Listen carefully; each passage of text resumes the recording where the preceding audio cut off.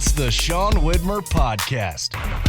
It's a journal by someone that just really doesn't like to write.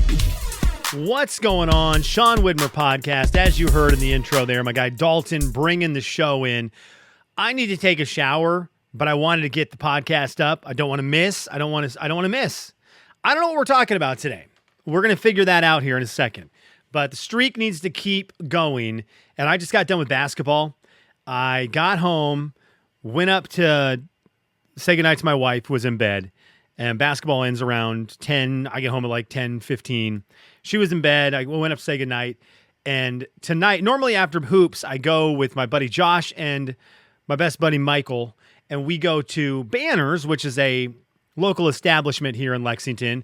And we get a drink and catch up. And it's great.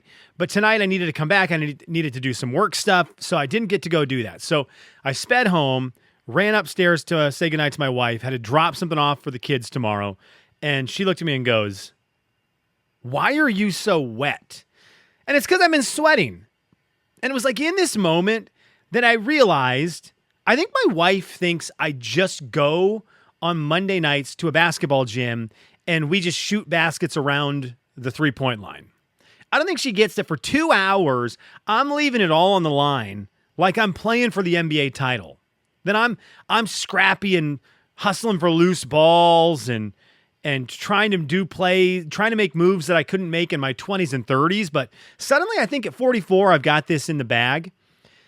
It's serious business. So I think she was kind of impressed, but mainly she was like, "You smell terrible. Get out of here." So there was that. And so I just threw a new shirt on to record the podcast. And now I just am sitting in my filth. We did have a moment tonight at basketball. We play with 30 plus is like normally what it is. 30-year-olds and older. I'm 44. I'm normally like one of the oldest guys there. There is a guy, Chris, who plays with us who's in his 60s. And so that's pretty awesome. A couple guys in their 40s, a lot of guys in their 30s. So, but occasionally a young guy will show up.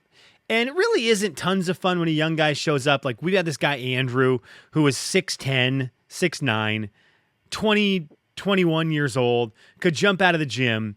He was just out athletic everyone. And it was like, yeah, I mean, like maybe my basketball skills are better than you, but I can't guard a 6'9", 21-year-old. Like that's not going to work for me. So anyways, today, a junior in high school who plays high school basketball, he showed up. Now, I'm very adamant if you're a high school basketball player, I will be better than you unless you're like a top 50 high school basketball player. I've played thousands and thousands more hours of basketball than you. I know pickup basketball way better than you.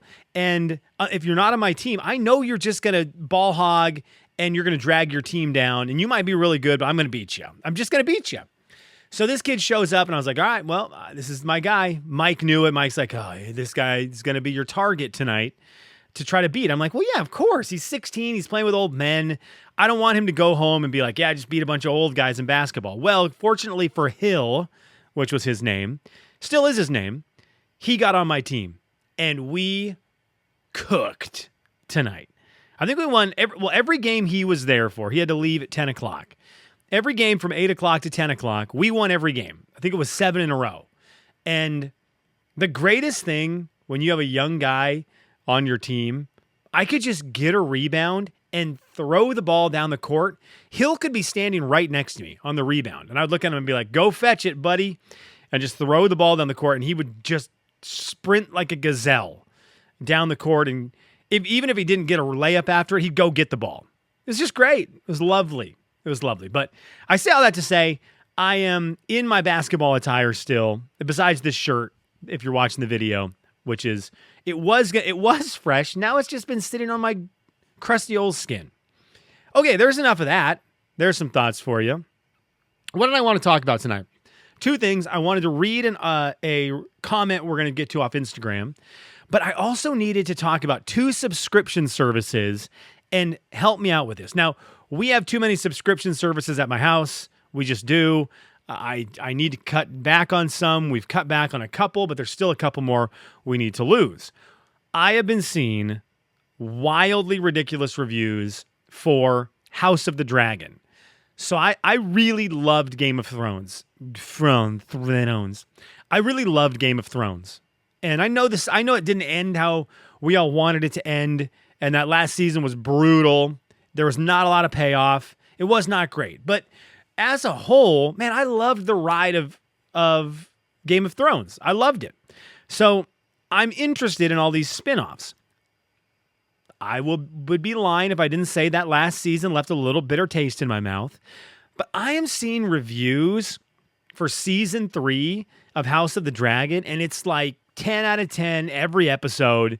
Best TV shows of all time. They're just getting crazy reviews. Can someone tell me if it's that good? Is it that good? Because if it is, then what I'm going to have to do is wait until this season ends, or until if I get a month of subscription, make sure that in that month, the last episodes will play, and then binge all of House of the Dragon in a month. Is it that good? Is it that good? Can someone tell me? The other subscription that I am just constantly toying with, and I don't think I need to do it, but I mentioned social media yesterday and how I doom scroll, and every time I doom scroll, I'm like, man, I could have watched a movie, I could have read a book, I could have listened to one of the podcasts I'm like into, and I love books. So I've been looking at Audible and just kind of been like, man, it pops up a lot on my social media when I'm doom scrolling. It's like, you should be listening to a book instead of doom scrolling ping pong videos. So I've been thinking about this. And yesterday, I was like, okay, let's look at this. How much is it? What can I do? Like, what's the smallest subscription to listen to like one book? How's it work? 16 hours ago from me recording this message from Roberta on yesterday's podcast episode. She said, I love seeing pictures of your kids. Thank you. I'm only allowed to scroll in certain rooms. Okay, I like this. But she said, I listen to Audible, currently Project Hail Mary, during chores, cleaning, etc. In the bedroom, fairy tales by Stephen King. No scrolling those, sometimes chatter with my sister, things like that. So I've been thinking about Audible, and Roberta mentions Audible, and I'm like, I think Jeremy had Audible for a while. I don't know if he still does. There just seems like there's something great about listening to a book. I love books. I love them so much that I don't want to read them. I want to listen to them. Let's close with this today. Yesterday on the podcast, there was a talk about, I was talking about Marvel movies and how I'm a simpleton, simple brain, and I just like them. I don't need a whole lot out of them. Critically, they don't need to be critically acclaimed for them to work for me. They just work for me. So I posted a little clip up on TikTok and Instagram promoting the podcast. Let's see if we can scoop a couple more listeners in. By the way, tell a friend that we're in it. We're just in it, doing the streak. Giant Bread Baker, 1986. Everything that I do not miss about working the radio show in the morning when I could see the text line. Right now in the mountain middays, I can't see the text line, which is good for my health. When I was doing the sports show, talk about the worst point mentally in my life, as everyone just wants to tell you how stupid you are. But this one came from Giant Bread Baker, 1986. And he said, in response to me saying that Marvel should clone me because I'm their prime suspect. I am their prime candidate for their movies. Giant Bread Baker 1986 said this on Instagram. Because movies like that shoot for white 16 to 30 plus year old males. You are not special. Thanks, Giant Bread Baker 1986. I was trying to be special, man. And you put me in my place. So thanks to that. Appreciate that. I'm not special.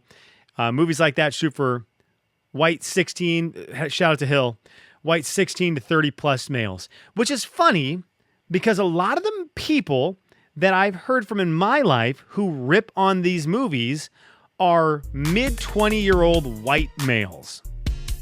So it's going to be great because tomorrow I'm going to go to all of them and be like, did you know you're not white? Or did you know you're actually younger than 16? One of those two doesn't check out according to Giant Bread Baker. So there we go. We're in it with the comments. Thanks a lot. That's it for today. Thank you for listening. I appreciate it. Tell a friend about the podcast. Thanks for being here.